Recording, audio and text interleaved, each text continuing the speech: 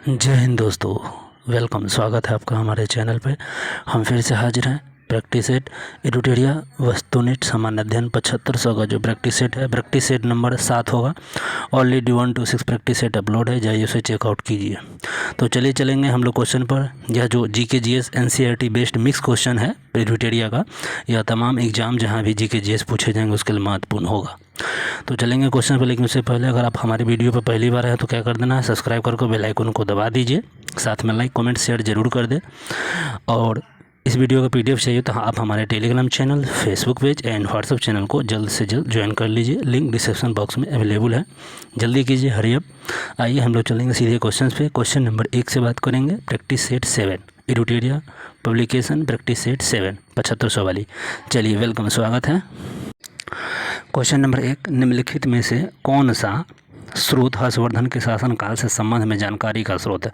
हर्षवर्धन से पूछा गया है, जानकारी का स्रोत है। हर्षवर्धन से संबंधित जानकारी का स्रोत पूछा गया है, कौन सा सही है? पहला क्या है, संस्कृत नाटक रत्नावली, यह बिल्कुल सही है। जो हर्षवर्धन के नाटक रत्नावली हर्षवर्धन से ही संबंधित है। और फाहियान की यात्रा वृत्तांत, ये गलत हो जाएगा। और बासखेरा शिलालेख जो है यह तीसरा, यह बिल्कुल सही है। 1 और 3 सही हो जाएगा, तो C is the correct answer. Next 2 number question क्या है, देखिए। कौटिल्य ने अपनी पुस्तक अर्थशास्त्र में कानून के कितने स्रोतों का उल्लेख किया है? कानून के कितने स्रोतों का उल्लेख किया है कौटिल्य ने? तो वह 4 स्रोतों का। कितने स्रोत का? तो 4 स्रोतों का उन्होंने उल्लेख किया था। नेक्स्ट क्वेश्चन की बात करेंगे। 3 नंबर क्वेश्चन देखिए। निम्नलिखित में से किसका शासन व्यवस्था गणतंत्रात्मक नहीं था? गणतंत्रात्मक नहीं था, किसका नहीं था? तो मुगल साम्राज्य का गणतंत्रात्मक नहीं था। नेक्स्ट क्वेश्चन 4 नंबर है, भारतीय गुफा वास्तुकला के इतिहास के संदर्भ में पूछा गया है, कौन सा सही है? तो किसके संदर्भ में? तो भारतीय गुफा वास्तुकलाकार के इतिहास के संदर्भ में कथन पर विचार करना है। तो चलिए कथन पर विचार करते हैं। कथन पहला क्या है, बादामी की गुफा भारत की सबसे पुरानी जीवित चट्टानों की काटकर बनाई गई गुफा है। तो यह कौन सही पूछा गया था ना, कौन सही है? तो ये गलत है, बिल्कुल गलत है। दूसरा क्या है, बराबर चट्टानों को काटकर बनाई गई गुफा मूल रूप से सम्राट चंद्रगुप्त मौर्य द्वारा आजीविकों के लिए बनाई गई थी, ये भी गलत है। नेक्स्ट क्वेश्चन, एलोरा के विभिन्न धर्मों के लिए गुफाएं बनाई गई थी, ये बिल्कुल सही है। बहुत सारा बौद्ध थे, जैन थे, हिंदू भी थे ना, तो केवल 3 हमारा सही हो जाएगा 4 का। नेक्स्ट क्वेश्चन 5 है, निम्नलिखित में से किसने अखिल भारतीय दलित वर्ग महासंघ की स्थापना 1920 में किया था? तो अखिल भारतीय दलित वर्ग महासंघ का 1920 में जो किन्होंने किया था, तो भीमराव अंबेडकर ने किया था, भीमराव अंबेडकर। नेक्स्ट क्वेश्चन है 6 नंबर, शेरशाह निम्नलिखित में से किस राजवंश से संबंधित है? तो शेरशाह का संबंध किस राजवंश से था? तो अफगानी राजवंश, 6 का ए। नेक्स्ट क्वेश्चन 7 है, भारतीय रंगमंच में यवनिका पर्दा का शुभारंभ किसने किया था? यवनिका जो पर्दा था वह यूनानियों ने इसको चालू किया था, बिल्कुल यूनानियों ने ही चालू किया था, 7 का सी हो जाएगा। नेक्स्ट क्वेश्चन पाइए 8 नंबर। क्वेश्चन नंबर 8 क्या है, कालिदास द्वारा रचित नाटक विक्रम वंशियम की किसका वर्णन है? जो कालिदास द्वारा रचित नाटक था, नाम था विक्रम वंशियम, में किसका वर्णन है? तो विक्रम वंशियम में देखिए पुरुरवा और उर्वशी की प्रेम कथा का वर्णन है, तो 8 का ए हो जाएगा, ध्यान रखेंगे इस क्वेश्चन को। नेक्स्ट क्वेश्चन है 9 नंबर, निम्नलिखित में से कौन सा जयप्रकाश नारायण से संबंधित नहीं है? संपूर्ण क्रांति संबंधित है? नहीं, संपूर्ण क्रांति जयप्रकाश संबंधित पूछा नहीं है, नहीं वाला, तो ये तो है ही। धर्म संकट है, तो ये भी है, ये नहीं है। गणेश उत्सव, ये नहीं हो जाएगा। तो और शुद्धि आंदोलन भी, और ये नहीं है, संपूर्ण क्रांति से भी नहीं संबंधित है। तो धर्म संकट भी नहीं संबंधित है, ये भी नहीं है, संपूर्ण क्रांति है। तो बी और सी डी ए नहीं, ए है, संपूर्ण क्रांति है ही, तो ये ए आंसर हमारा करेक्ट हो जाएगा। मैं फिर से बता देता हूँ, पूछा है नहीं है तो कौन है, तो सिर्फ संपूर्ण क्रांति ए होना चाहिए था, तो नहीं पूछा तो आंसर होगा बी सी डी ना, तो समझ ही गएंगे। नेक्स्ट क्वेश्चन 10 नंबर है, महात्मा गांधी द्वारा 1918 में खेरा जिले के किसानों के लिए एक सत्याग्रह का आयोजन किया गया, और इस सत्याग्रह के प्रमुख मांग क्या थी? जो सत्याग्रह की प्रमुख मांग कौन था? तो राजस्व संग्रह में छूट जो था, यही मांग थी। नेक्स्ट क्वेश्चन 11, निम्नलिखित में से किसने स्वदेश के बांधव समिति का गठन किया था? किसने स्वदेश बांधव समिति का गठन किया था? तो 11 को अश्विनी कुमार दत्त स्वदेश बांधव समिति का गठन किया था। नेक्स्ट क्वेश्चन की बात करते हैं 12, हम महारानी और सिर्फ महारानी की रैयत होना चाहते हैं, यह कथन किस विद्रोह से संबंधित है? तो यह कथन जो था पबना विद्रोह से संबंधित था। यह कथन कौन से विद्रोह से था? पबना विद्रोह से। नेक्स्ट क्वेश्चन 13, वकाटक वंश के किस शासक ने 4 अश्वमेध, 1 वाजपेयी यज्ञ और अन्य वैदिक यज्ञों का अनुष्ठान किया था? तो वकाटक वंश के कौन शासक था उस समय? तब प्रसवसेन प्रथम था, प्रसवसेन प्रथम। नेक्स्ट क्वेश्चन, सचिंद्र नाथ सन्याल द्वारा किस राजस्थान पर अनुशीलन समिति की स्थापना 1913 में किया गया था? तो अनुशीलन समिति पटना हो जाएगा। सचिंद्र नाथ सन्याल द्वारा जो किया गया था अनुशीलन समिति का स्थापना पटना में किया गया। नेक्स्ट क्वेश्चन की बात करेंगे, निम्नलिखित में से कौन सी कृषि मूल्य नीति से संबंधित नहीं है? तो कृषि मूल्य नीति संबंधित इनमें से कौन नहीं हो जाएगा? तो 15 को होता है लाइसेंस प्रणाली जो है कृषि मूल्य से संबंधित नहीं है। बफर स्टॉक, आयात और समर्थन मूल्य बिल्कुल सही है। तो 15 का D. Next question 16, Dhananjay Yashwant Chandrachud Bharat के कैवे मुख्य न्यायाधीश हैं? तो धनंजय यशवंत चंद्रचूड़ भारत के 50वें मुख्य न्यायाधीश हैं। 16 का डी। नेक्स्ट क्वेश्चन है 17, राष्ट्रीय सुरक्षा गार्ड NSG किस केंद्रीय मंत्रालय के अंतर्गत एक विशेष भारतीय बल इकाई है? NSG है किस केंद्र के मतलब किस केंद्र में कार्य करती है, सो पूछा गया 17 में। तो यह गृह मंत्रालय के अंतर्गत कार्य करता है NSG, राष्ट्रीय सुरक्षा गार्ड। नेक्स्ट क्वेश्चन 18, अनुच्छेद 368 से संबंधित में पूछा गया है। 368 से संबंधित पूछने क्वेश्चन है। 368 संबंधित संविधान में संशोधन की प्रक्रिया के संदर्भ में निम्नलिखित पर विचार करें। तो विचार करिए। तो देखिए, संविधान में संशोधन केवल संसद के किसी भी सदन में शुरू किया जा सकता है। तो गलत पूछा गया, यहाँ पर गलत पर विचार करना है। तो ये बिल्कुल गलत है, ये तो सही है। गलत पूछा गया, ये तो सही है, पहला सही है।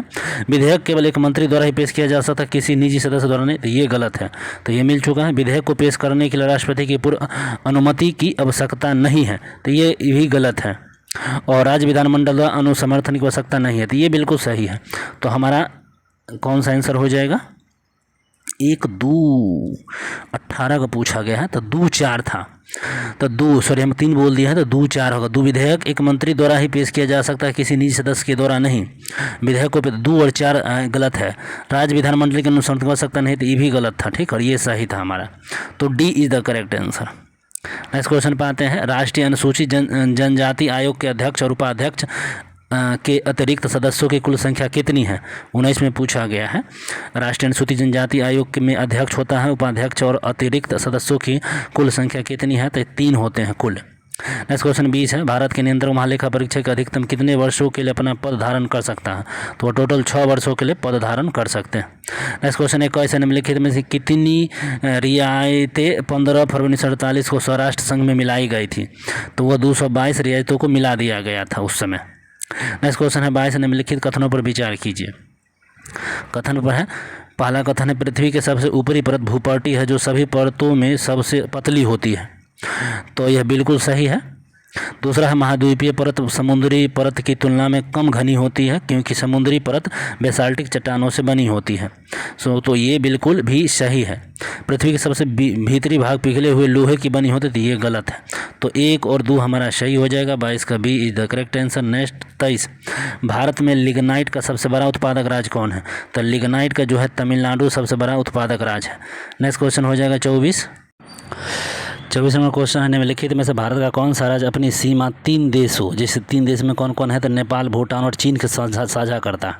तो कौन सा राज्य है जो तीनों देश, नेपाल, भूटान और चीन? ध्यान रखें, नेपाल, भूटान, चीन यह सिक्किम राज्य से साझा करती है। 24 का सी हो जाएगा। नेक्स्ट क्वेश्चन 25 है, माफिक लावा के बारे में निम्नलिखित विकल्प पर विचार करना है। तो माफिक लावा जो है, माफिक लावा ध्यान रखेंगे माफिक लावा के संबंध में। तो देखिए, इसमें 45 से 52% का सिलिका होती है। माफिक लावा में 45 से 52% सिलिका होती है। नेक्स्ट क्वेश्चन 26, स्थिर धारा वाली परिनालिका, स्थिर धारा वाली परिनालिका का उपयोग किस रूप में किया जा सकता है? तो स्थिर धारा वाली जो परिनालिका है उसका उपयोग किस रूप में हम करते हैं? तो मुख्य रूप से उसका निरंतर चुंबकीय क्षेत्र के स्रोत के रूप में हम उसका प्रयोग करते हैं। 26 का सी। नेक्स्ट क्वेश्चन 27, निम्नलिखित में से क्या तरंग की विशेषता नहीं है? तरंग की विशेषता निम्नलिखित में से कौन होता है? तो माध्यम जो होता है तरंग की विशेषता नहीं होती है, बाकी सारे तरंग दैर्घ्य, आवृत्ति और आयाम होते हैं। नेक्स्ट क्वेश्चन हो जाएगा 28, निम्नलिखित में से किसके मापन हेतु स्टेलगोमीटर का प्रयोग होता है। ध्यान रखेंगे स्टेलगोमीटर, स्टेलगोमीटर मतलब पिच तनाव का माप करने के लिए हम स्टेलगोमीटर का प्रयोग करेंगे। नेक्स्ट क्वेश्चन हो जाएगा 29, निम्नलिखित संतुलन समीकरण का ध्यान दीजिए। जैसे यहाँ देख सकते हैं संतुलन जो समीकरण यहाँ पर देख सकते हैं 2CO + HO2 बराबर 2CO उपयुक्त रासायनिक समीकरण संबंध में निम्नलिखित कथनों पर कौन सा कथन सार्थक है। तो ध्यान रखेंगे संतुलन वाला समीकरण है। तो कितना नंबर ये क्वेश्चन था 29। तो इसका हो जाएगा किसी पात्र में मिलाए गए O2 के प्रत्येक मोल के लिए CO2 है, तो ये गलत है। किसी पात्र में इन दोनों अभिकर्मकों की चाहे जो भी मात्रा मिलाया जाए वह O2 का एक मोल को उपयुक्त है, तो ये भी गलत है। अभिक्रिया में CO की O2 के साथ 2:1 के अनुपात में अभिक्रिया हुई है, तो ये सही हो जाएगा। 29 का हमारा C इज द करेक्ट है। नेक्स्ट क्वेश्चन, उत्कृष्ट धातु को घोलने के लिए निम्न में से किसका प्रयोग करते हैं। तो इसका हम प्रयोग करते हैं एक्वोरिजिया का, एक्वोरिजिया 30 का D हो जाएगा। नेक्स्ट क्वेश्चन, तो 30 का एक्वोरिजिया D हो गया। नेक्स्ट क्वेश्चन करेंगे 31, शेविंग क्रीम की मृदुता किसके द्वारा संवर्धित की जाती है। तो शेविंग जो क्रीम होता है जो देशदारी बनाए उसकी बंधुता जो की जाती है वह पोटेशियम कार्बोनेट के द्वारा की जाती है। नेक्स्ट क्वेश्चन 32, फिलासोफर्स वूल यसद पुष्प जिसको बोलते हैं फिलासोफर्स फूल यसद फूल का रासायनिक दृष्टि से क्या है, तो वह जिंक ऑक्साइड है। जस्ते का फूल जिसको बोलते हैं जिंक ऑक्साइड। तो 32 का ए हो गया। नेक्स्ट चलते हैं 33, एक पूर्ण कार्डिक चक्र में कितना समय लगता है। एक पूर्ण कार्डिक चक्र में कितना समय लगता है, तो यह 0.8 सेकेंड लगेगा। नेक्स्ट क्वेश्चन होगा, निम्नलिखित में से कौन सा रोग एक व्यक्ति से दूसरे व्यक्ति में प्रसारित नहीं होता है। तो निम्नलिखित में से कौन सा रोग है जो एक रोग से दूसरे में प्रसारित नहीं होता है। तो सीरोसिस जो होता है एक दूसरे में प्रसारित नहीं होता। नेक्स्ट क्वेश्चन, किस विटामिन को फोलिक एसिड के रूप में जाना जाता है। तो किस विटामिन को फोलिक एसिड के रूप में जानते हैं, तो विटामिन B9 को जानते हैं। नेक्स्ट क्वेश्चन, निम्नलिखित में से किस प्रक्रिया के बिना निषेचन के एक फल का विकास होता है। तो निषेचन के एक फल का विकास किस प्रक्रिया के द्वारा, तब पार्थेनोकॉर्पी के द्वारा होता है, पार्थेनोकॉर्पिक। 36 का ए हो जाएगा। नेक्स्ट क्वेश्चन है 37, डैश आँखों में प्रवेश करने वाले प्रकाश की मात्रा को नियंत्रित करता है। तो आँखों में प्रवेश करने वाले प्रकाश की मात्रा को कौन नियंत्रित करेगा, तब पुतली करेगा। D 37 का D। नेक्स्ट क्वेश्चन 38, किस शैवाल को ग्रीन गोल्ड के नाम से जानते हैं। तो किस शैवाल को ग्रीन गोल्ड के नाम से जानेंगे, तो पेनिसिलिनियम जो है उसी को हम ग्रीन गोल्ड के नाम से जानते हैं। 38 का D होगा। नेक्स्ट है 39, MDT का उपयोग किस रोग के उपचार में होता है। तो MDT का जो उपयोग होता है वह कुष्ठ रोग के निवारण में MDT का उपयोग करते हैं। नेक्स्ट क्वेश्चन 40 है, प्रकाश संश्लेषण के उच्च दर के लिए प्रकाश का निम्नलिखित में से कौन सा रंग अधिक क्रियाशील है। तो यह हो जाएगा लाल रंग अत्यधिक क्रियाशील है। नेक्स्ट क्वेश्चन 41, केंद्रीय नियोजित अर्थव्यवस्था में साधनों का निधिदान निम्नलिखित में से किसके द्वारा किया जाता है। तो निधिदान जो किया जाता है सरकार और कीमत तंत्र दोनों के द्वारा किया जाता है। नेक्स्ट क्वेश्चन है, भारत में छिपी हुई बेरोजगारी का मुख्य कारण क्या है। 42 नंबर है, भारत में छिपी हुई बेरोजगारी का मुख्य कारण पूछा गया है, तो यह प्राथमिक क्षेत्र है, प्राथमिक क्षेत्र। चलिए आइए नेक्स्ट क्वेश्चन 43 पे। तो 43 नंबर क्वेश्चन क्या है, वायुमंडल के किस परत में तापमान को दो विपरीत उपनीतियाँ ऊंचाई के साथ वृद्धि के पश्चात ह्रास मिलती है। तो वायुमंडल के किस परत में तापमान की दो परिस्थितियाँ उपनीति मिलती हैं, जो पूछा ऊंचाई के साथ वृद्धि होगा उसमें भी ह्रासमान होता है। तो इसका आंसर हो जाएगा मध्यमंडल में यह क्रिया होती है, ध्यान रखेंगे। 43 का B। नेक्स्ट क्वेश्चन है 44, अमृतसर और शिमला लगभग एक ही अक्षांश पर स्थित है, परंतु उनकी जलवायु विभिन्नता का कारण क्या है। दोनों एक ही अक्षांश पर लेकिन फिर भी जलवायु की विभिन्नता है, उसकी ऊंचाई की विभिन्नता के कारण है, दोनों ऊंचाई पर डिफरेंट है इसीलिए। नेक्स्ट क्वेश्चन है, संवादनी का संबंध निम्नलिखित में से किस आंदोलन से है। संवादनी का संबंध निम्नलिखित में से किस आंदोलन से है। 45 का हो जाएगा दलित नारीवादी साहित्य आंदोलन से। नेक्स्ट क्वेश्चन 46, भारत में राष्ट्रीय मानसिक स्वास्थ्य नीति कब शुरू हुई थी। भारत में राष्ट्रीय मानसिक स्वास्थ्य नीति कब शुरू हुई थी, तो यह हुई थी 1982 में, 1982। नेक्स्ट क्वेश्चन 47, विश्व में सिरोई लिली फूल केवल भारत के किस राज्य में पाया जाता है। तो सिरोई लिली जो है वह मणिपुर में पाया जाता है, सिरोई लिली मणिपुर में। 47। नेक्स्ट क्वेश्चन 48 है, 1 रुपये के प्रीमियम पर भारतीय रेल मंत्रालय यात्रियों को कितनी राशि की बीमा कवर कराती है। 1 रुपये के प्रीमियम पर भारतीय रेल मंत्रालय यात्रियों को कितनी राशि का बीमा कवर देती है, तो यह देखती है 10 लाख का।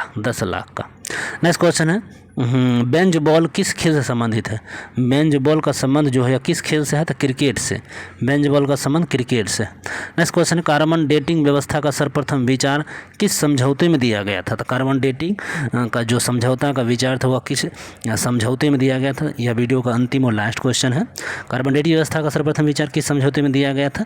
तो यह स्कॉट प्रोटोकॉल, हाँ क्योटो प्रोटोकॉल हो जाएगा। क्योटो प्रोटोकॉल में यह समझौता दिया गया। तो बस आज तक इतना ही। इसका आंसर के भी हमारे PDF में अवेलेबल है, जाइए बिल्कुल टेलीग्राम चैनल को ज्वाइन कीजिए। तो फिर मिलते हैं अगले वीडियो में, तब तक पढ़ते रहिए, व्यस्त रहिए, मस्त रहिए। वीडियो में अंत तक बने रहने के लिए बहुत बहुत धन्यवाद। जितना हो सके लाइक कमेंट शेयर ज़रूर कर दीजिए। Thank you.